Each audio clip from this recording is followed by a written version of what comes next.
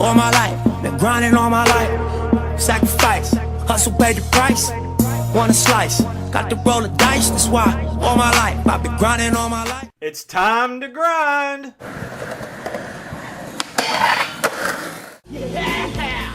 Hello everyone and welcome to the Grounded Podcast. I'm your host Randall Tucker. That was Nipsey Hussle bringing us in with his song Grinding All My Life.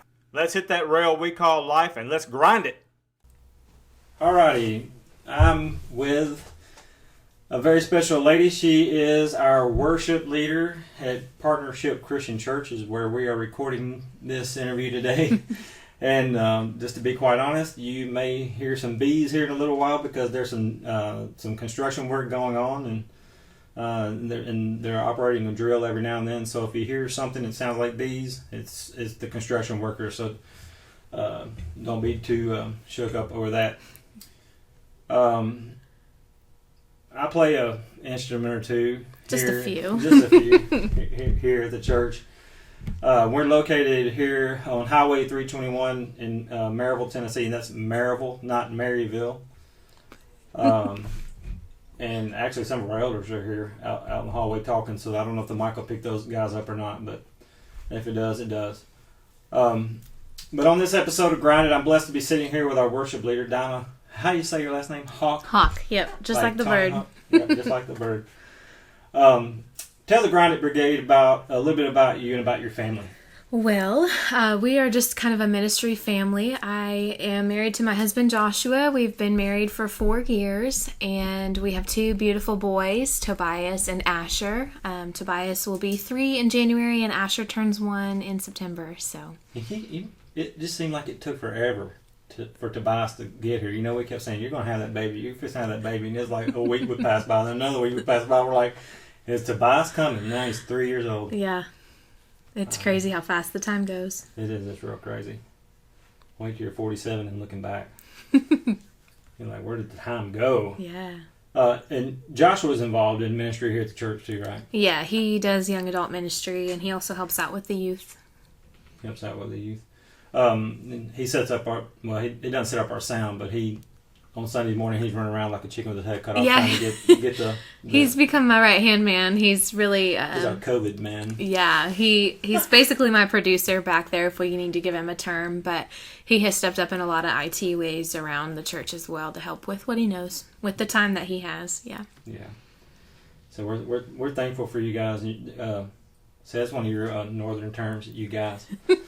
But we are thankful for y'all, and you have been... you and Josh both have been a blessing to our congregation. I was thinking about this on the way over here from the house. I was thinking about our church services like, we're like a Mexican restaurant.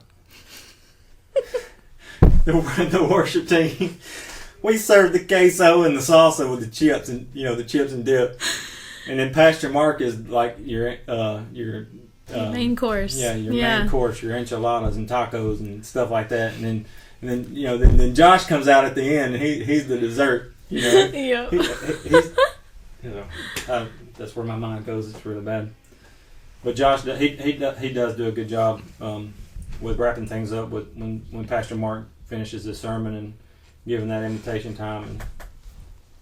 But we are grateful for you guys being here and what you do. Thank you. How long have you been in ministry? Well, for me personally, I grew up as a pastor's kid, so you could basically say my whole life. But when I really made it my own, I was 18. Pastor's kid. Yeah, my kids can tell you all about that. Yeah, it's a fun life. That's a challenge in it. It itself, sure right? is. Yeah. How long have you been here? Partnership Christian? We have been here for 3 years, and I started as the worship leader shortly after that, so 3 years. I remember that. I remember that very well because you set us all down and said, hey, I'm talking, and no questions. That's because, you and Adam, you guys like to ask a lot of questions, and then nothing ever gets done. Mostly Adam. Mostly. Let's see, how can I ask this? Why or how did you get in the ministry? Well, like I said, I grew up in it, and so I had a really good taste of what it looked like, all the good, bad, and the ugly, but mostly the good is what stuck out to me, and it's almost like it's just ingrained in me to do ministry and to love on people the way that the Word tells us to. So when I was 18, I thought that I was going to college to become a teacher, but the Lord quickly showed me that that was not where I was to go. He made it very clear that my passion and my place in this life was to do worship and work in churches. And Isn't so, that funny how that works? yeah. When we think God's wanting me to do this, and we start in a certain direction, and like God's like, no, that's what you want to do, but this is what I want you to do. Yep, and He makes sure that you hear that loud and clear. Yes, and it works out so much better when we follow Him. That's the truth. What are some challenges or obstacles that you have faced as a worship leader, or as being in ministry in general, and some things maybe that you had to overcome? I think one of the biggest challenges that I have dealt with just as a human in ministry is feeling lonely and feeling discouragement. I've been here now for 3 years as the worship leader, and after about the first year, everyone kind of got used to me. So a lot of the Honeymoon's over. a lot of the encouragement that was coming pretty regularly really died off, and that's not to say I don't hear some from time to time, and I'm not looking out for, I'm not looking for it by any means, but I am still a human, and we are told to encourage and uplift each other as a body of Christ. And so when that has diminished as much as it has, there's definitely been weeks where I'm like, what am I doing here? Like, God, what is the purpose? And then of course when I feel those moments and when I really get caught up in that, God always sends someone that week to say, like, hey, I meant to tell you this a while ago. Is her name Audie? She was a big encourager for sure. Yes. What do you do to keep your passion? Because I mean, let's be honest. I've got a Bible degree. I was a pastor for quite a long time, so I know that feeling that you're talking about. Yeah. And it can get to us if we let it. The devil will use any tools he can to discourage us. So when you do find yourself in that, I don't want to say pit, but that it could be a pit of despair, really. Yeah. If we let it.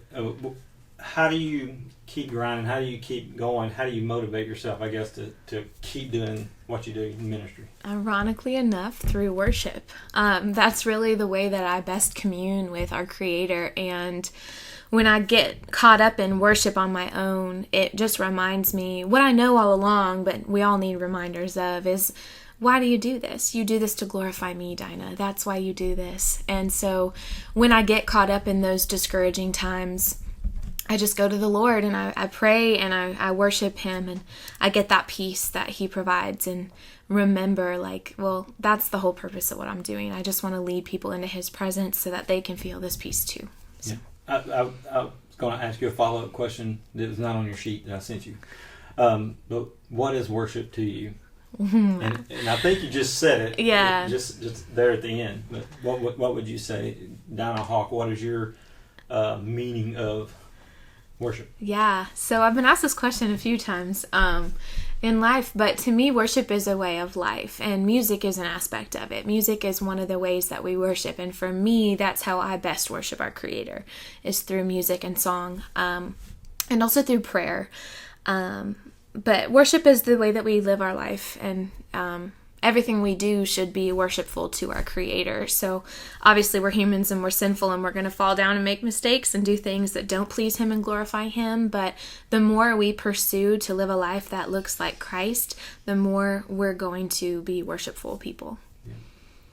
I agree. Good answer.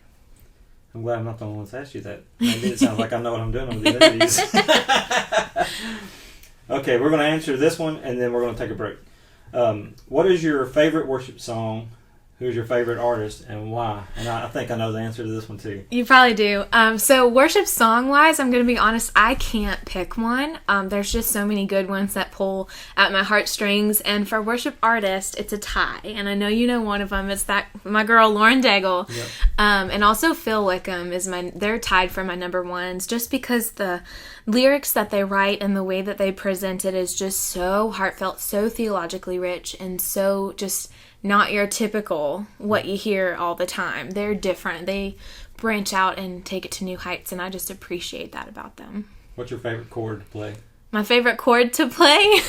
G, because it's the easiest. Jesus. Oh, Jesus. That's right, Jesus.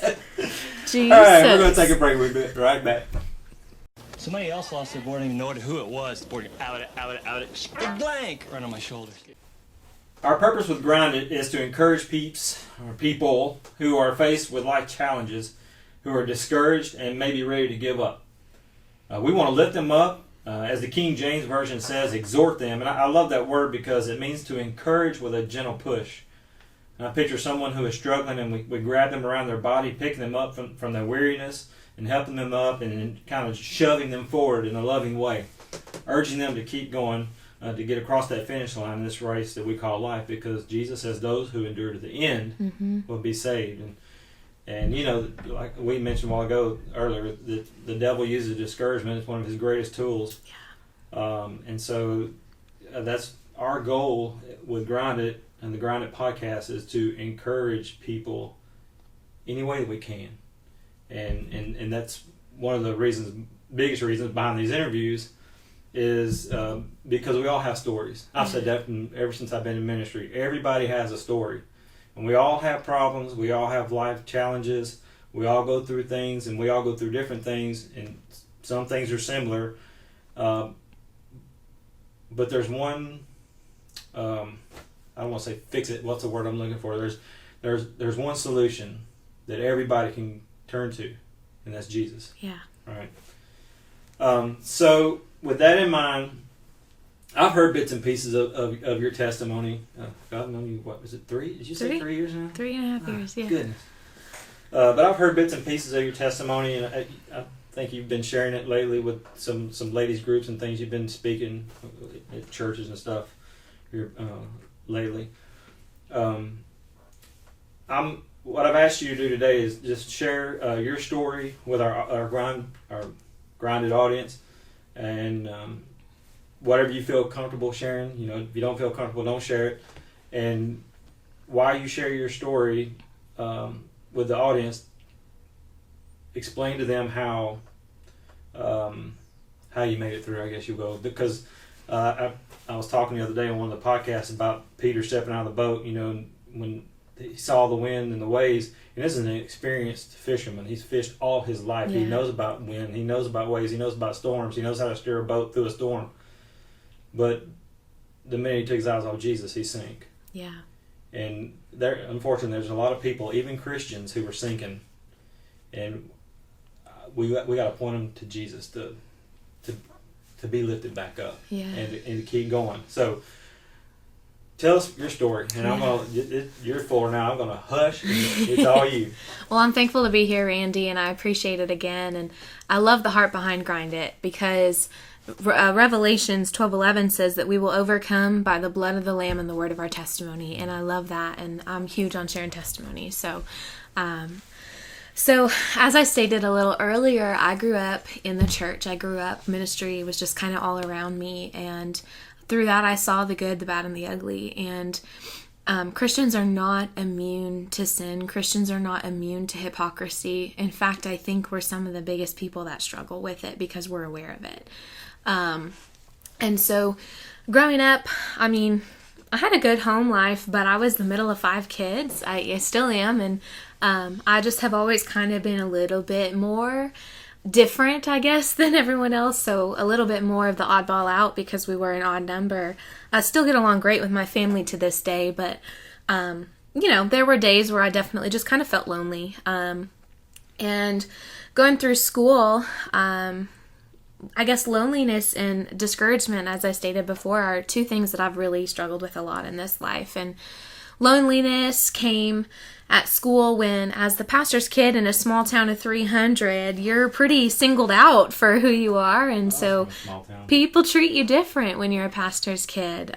You know, if they say one swear word around you, they automatically assume your dad's going to condemn them, you know, and it's like these crazy accusations came forth. And I'm like, I'm just a person. Like, I'm not the pastor, you know. So there was definitely some battles of loneliness and discouragement there, but I think one of the hardest things that I had to endure as just a girl growing up was dealing with a lot of sexual assaults as I was growing up. And so the first time I was ever assaulted, I was 13. So coming up through that. And from the age of 13 to 18, I was assaulted many, many times by 9 different individuals. And the last one was by far the worst one. But what happened was, in this state of loneliness and growing up as a girl and dealing with eating disorders, dealing with health issues that I had from age 4 to 18, there was just a lot of things that made me different. There was a lot of things that made me stand out in not always a good way. Just people knew who I was for various reasons. And so I poured my heart and passions into music and into theater in school, and it served me well for the time being, but it definitely made me start to struggle with self-absorption then, because I got things and was given lead roles, and I got bullied for it. I got bullied because people wanted what I had or thought that I didn't deserve it, things like that. So just a lot of struggles in that way that left me, again, feeling lonely and feeling discouraged. And so this last boyfriend that I had when I was 17, I thought he was going to be a good one for me. We went to the same youth group together. He was a great leader in my life. I had thought he had been my friend for a few years. And I started dating him shortly after I had been saved, like fully saved. I was saved when I was 15.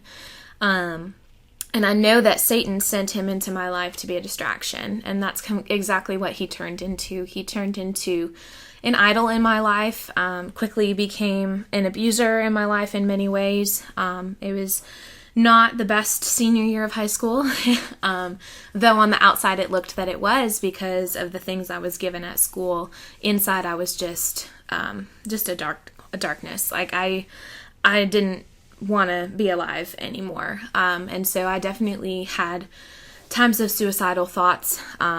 I had a plan, but I was talked out of it, and so I'm grateful to this day for that. But I struggled with self-harm, and I struggled with just burying myself in the things of this world versus God, because that's what Satan wanted when he sent this boy into my life, was for that to happen. And so I lived some dark months, and it was not fun. But I still knew that God was real, but I definitely was starting to feel some anger towards him and doubt as to why I would be stuck in the position that I was when I openly wanted to love him with my whole heart. And then when this boy left me, I felt like I had nothing left. Even though he was making things so much harder for me, I felt like I had nothing because he had made me lose trust with my family and all my friends and teachers, and so I had nothing, and all I could do was fall before Jesus. And there's a cliche saying, but I think it's a saying for a reason, that you have to hit rock bottom to realize that God is the rock at the bottom, and that was so true in my life. And so when I got out of that relationship, I sought help in some Christian counseling and started mending relationships that I felt were okay to mend and welcome back into my life. And the summer before college was just a summer of worship and a summer of prayer, and I surrounded myself with a new group of friends, and I'm forever to this day grateful for them, and they know who they are. And they helped me heal a lot, and we just surrounded ourselves with the presence of the Lord. And had that not happened, I wouldn't have been set up the way that I was set up when I went to college, and I'm grateful to God for that. So Let me stop it there yeah. for a second, because you said something that made me think. Because a lot of times when we get in that dark place, and we're in depression and discouragement and all, and all those feelings that come along with that, one of a natural tendency for people is to withdraw, and be alone. You said something that stuck out to me, is you surrounded yourself with some friends that encouraged you, and it helped. They pulled me out. Pull you out of that pit. And I had not been friends with them, not all of them. I think one of them I had been friends with in school, but the rest of them I had not been. And I actually met them because my one friend was dating the one guy. And so we just became this group, and that whole summer that's what they were, and they knew what I had gone through, and they knew how just raw everything was. I was totally open about it, and I encourage that with people, that no matter how hard it is to be open, a lot of times people don't know what you're dealing with unless you say something, and it's easy to get mad at everyone around us, like, well, you should have seen this, you should have noticed this, and it's easy to accuse other people, but we have to hold ourselves responsible too, and no one always knows that you need help unless you say it, and sometimes that's all you have to say. It's just like, hey, help. Just get it out. Just as soft as it is, get it out there. But yeah, these people, they were great, and the Lord used them to help me heal a lot. So then I get to college, and I don't want to date anybody at all. I just wanted to pursue the Lord with my whole heart. And Where'd you go to school? Trinity Christian College, outside of Chicago, and it was a good place for me to be at that time. And so I'm just this little 18-year-old pursuing the Lord with my whole heart, and every day I just sat at the coffee shop and literally just was in my word, in my Bible, highlighting, taking notes, all of it. And little did I know that watching from just a couple tables over was my now husband, Joshua, and he noticed me well before I ever noticed him. I had seen him, we acknowledged each other, we were always there at the same time, but like my focus was just, Lord, I want to know you, and I want to love who you made me to be and figure that out about me because of the things that I had been through. And I start doing the worship team and the chapel worship team and just pursuing the Lord with my whole heart, and all of a sudden now I'm in the same friend group as Joshua, and he just openly started to pursue me, but I still didn't pick up on any of the signs because I'm like, he's 24, I'm 18, there's no way that he's interested in me. I'm a dork, I was going through this self-love phase, no makeup, dressing in sweatpants all the time, there's no way he's interested in me. And it was crazy. As Josh and I started to get closer as friends, my ex-boyfriend actually reached out to me a year later. And I hit this phase of, oh my gosh, this is it for me. Like, as much as I'm healing, I'm not going to get anybody else because I'm just worthless. And all these horrible thoughts and lies from the devil just started coming back into my head. Like, oh, you're not worth it. You're damaged goods. No one's going to want you. All of these things. And here I'm not even looking, but, all these thoughts come. And so he reached out to me, and I look at myself and I'm like, why did you do it? Why'd you answer? But I did, and I met with him, and he's telling me all the reasons why we should get together, and he was sorry and all these things, and I'm sitting there like buying it, and I'm like, I've come so far, why am I buying this? And he said, why don't you take a week and think about it, and we'll meet up next weekend and you can tell me yes or no. And I'm just like, oh my gosh. So that whole week I'm just distraught. Like, God, why would you bring him back into my life? Is there going to be reconciliation here? What does this look like? And I'm on my way to go meet him that next morning. It was a 5-hour drive. I'm on my way, and I get a message from Joshua. The first time he'd ever messaged me. And it said, hey, I've been meaning to ask you this for a while now, and I would have preferred to do this in person, but would you like to get coffee sometime? And I'm sitting there like, okay, that's weird. Really, really weird. But I'm like, he probably just wants to get coffee because I'm new to the friend group and I'm the only one he doesn't really know. No big deal. So I'm like, sure, yeah, that's fine. And I'm still agreeing to meet with my ex-boyfriend. And then I get another message later on from him that says, off campus, my treat. And when you go to a small Christian school, that's a huge giveaway that's a date. And I'm sitting there like, no way. I didn't mean to say yes to a date. So I was just a little nervous about that. But, the forefront of my mind is, what am I going to do with this guy that I'm going to meet tomorrow? How do I approach him? How do I handle this conversation? And, I'm praying about it and I'm thinking about it and I'm just really wrestling with myself. And all I can think about on my way to meet this guy is, I don't want to go and talk to Joshua on Monday. When he asks what I did this weekend, I tell him I get back with my abusive, manipulative boyfriend. That's not something I want to say to Joshua. I respected him enough then to know that's not something I wanted to have to say to him. And so because of Joshua reaching out, I had the courage to say no to this guy. And then I told him, I don't want to hear from you ever again. And to this day, I haven't. And since that first date with Joshua, we've been together. Unbeknownst to me for a while, actually, we were dating.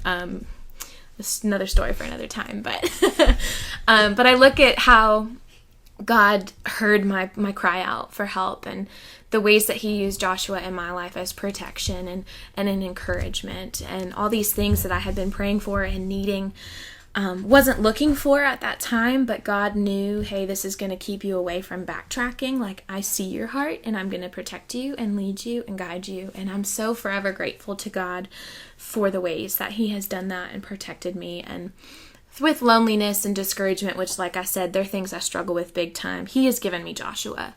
And without Joshua, I know I would still be saved. I know I would still be a Christian, but he's got so much wisdom and so much of the things that I need, and I can see that the Lord gave him to me to bring me where I am today, to get me in ministry in the way that I am. And now we've been married for 4 years. We've got 2 beautiful boys, and we do ministry together. We do ministry for young adults. I'm a youth mentor, and then now the Lord's just been stirring up in my heart to go out and speak and to share my story with people. That's awesome. And so, now, yeah. You're doing like a Bible study or a prayer time to go to on Facebook Live or something, right? Are y'all still doing that? Yeah, so I actually have a ministry page on Facebook. It's just my name, Dinah Grace Hauck. And so I've been And that sharing... is Hauck. Yes. Not Hawk. Yes, it's DinahGraceHauck at Facebook or Instagram. And it's a ministry page that I just started in January, which is when I had my first speaking conference event. And so the Lord is really blessing how that's taking off. But through that, I have partnered with another Katie Hauck Ministries, same last name. We are related. She's had a little bit more of an experienced speaker, and she's got a lot of wisdom. But she asked me to partner with her in this group called Getting to Know Jesus. And so that's a Facebook group that we run together. And every Monday we do communion and prayer time together. And Joshua pops on there. He pops on my page a lot because he's got a lot of wisdom. So. And he pops up on Sunday mornings. And he does. He's popping up all over Josh just kind of appears and he shares the love of the Lord, and you're like, wow, I will never be the same. He's really awesome. Yeah. I'm thinking this is probably the question you were talking about when we started. How have these challenges that you face prepare you for ministry?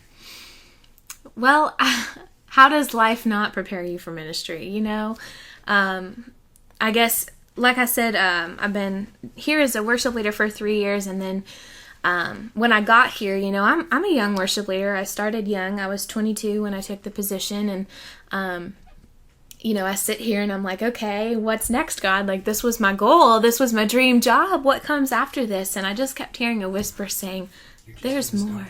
Yeah, you're just getting started. There's more. What do you really want to do? And, you know, the longer I've been here and done ministry and worked with the youth and all these things, the more that cry in my heart was, share your story. Share your story. Share your testimony and speak. And I'm like, there's no way. I can sing, but I'm praising, so my eyes are closed most of the time. You know what I mean? But speaking, everyone's looking at you, and I'm like, no way. But God woke me up before a worship night that I hosted here, and he's like, here's a message that you're going to share in a couple months. And I'm like, no. And I really wrestled with him on that. But here you go. When that worship night came last year, I spoke.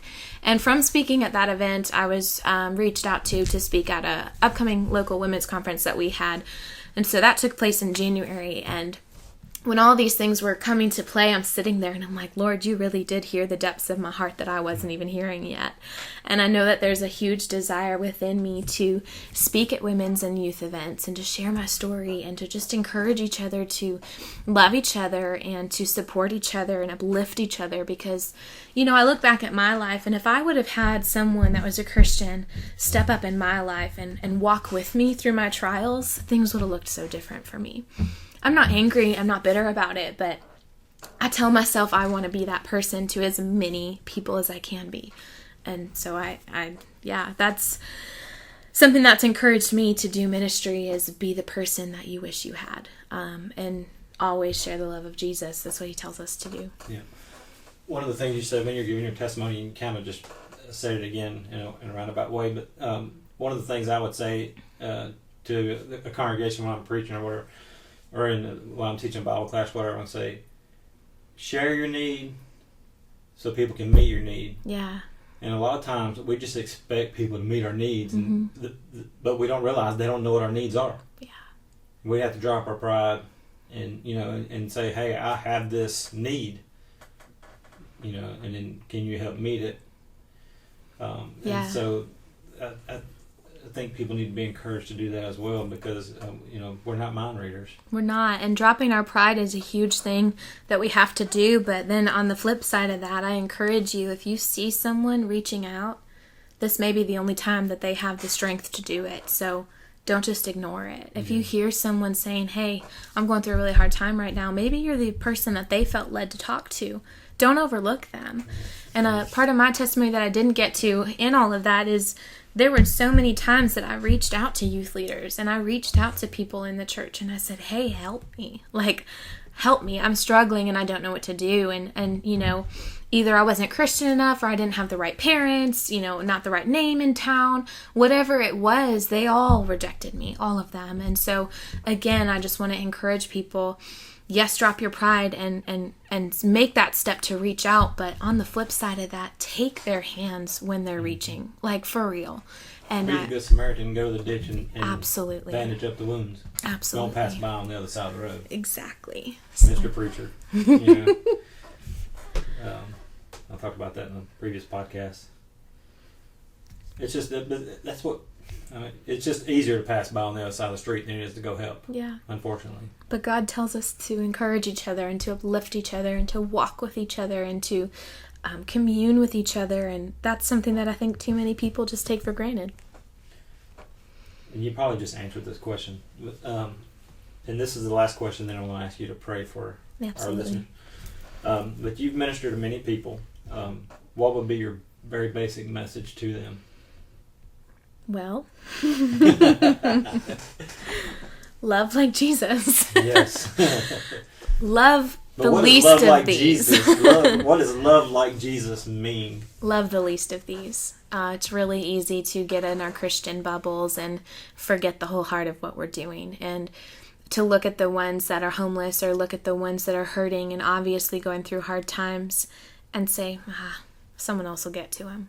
And we stay with our people and we do our thing. But to love like Jesus is to love the least of these. To love like Jesus is to love the people that no one else will go to. To love the people that no one else will even touch. That's what Jesus did. And so that's my big message to you is seek out the people that no one else is seeking out. Don't favor someone based on how they act or how they look. But look at them the way that Jesus did, which is through the heart and love like Jesus. One of the things that I've noticed in because I've been in the ministry ever since I was 11 years old. I was a Christian at 11 years. I was raised in a church. But I've noticed we don't really even have to seek for them. We just pray for opportunities. And they're right there. Your eyes will see them. They're all around. It's amazing. Yeah. How your eyes will be open in a totally different light. Yeah. But then you have to pray for encouragement or the courage, not encouragement, but the courage to step out of because it takes you way out of your comfort zone. Yeah. Especially at first. I don't know what to say. I don't know what to do. I don't know what about if they ask me something about the Bible or something. I don't. Yeah. So it makes people uncomfortable. So it's a thing they have to overcome. But if we pray for opportunities, it's amazing how many show up. I mean, they're just everywhere. And I tell people all the time, when you're standing in line in a store or something, you just listen. People will tell you what their needs are. They will. They really will. And don't clam up. Do something about it. Yeah. If you hear a whisper, answer it. Yes. Don't just ignore it. Don't ignore it, please. Okay. Well, thank you for your time today and the interview. Went really well. So I'm going to ask you as we close, if you would, to pray for our listeners who are struggling with some life challenges. Absolutely. Heavenly Father, we just come before you and we praise your name and we thank you for who you are and the redemption that you give so freely to all people, the grace that you pour out from your blood and your love, Lord, that is just constantly surrounding us. And Father, I want to pray for anyone who's listening to this, Lord. Whether they're struggling or where they're feeling lonely and where they're feeling discouraged, Lord, I ask that you speak to them and that this message speaks to them and that they know that you are always present and you are always constant, even if people fail us. But Lord, to never stop praying for someone to come into their life and to pull them with you, Lord, to seek you and to walk with you and to pursue you. Lord, I also want to pray for the people who are listening to this that are maybe stuck in their pride. God, I ask that you just tear down walls, that you move in their hearts and that you speak to them. God, that you reveal the truth that they need to hear and you give them the humbleness to receive it, Lord. And Father, for anyone that's listening to this that maybe isn't a believer, God, I pray that they just hear how real you are, how truthful you are, Lord. You are good and you are still on the throne. Even though this world is chaotic and crazy and sorrowful, you are good. You are so good, and you promise us a new heaven and a new earth, and you promise us new bodies if it's someone who's dealing with illnesses, Lord. You promise us so many wonderful things to come. We just have to hold fast to you. So, Lord, I pray encouragement over all who listen. Lord, may they hold fast and know that you are not leaving them alone. You are not forsaking them, and you're going to answer their needs the way that they need it. Whether that's what they think they need or not, Lord, you will answer it because you know all things and you know what is best.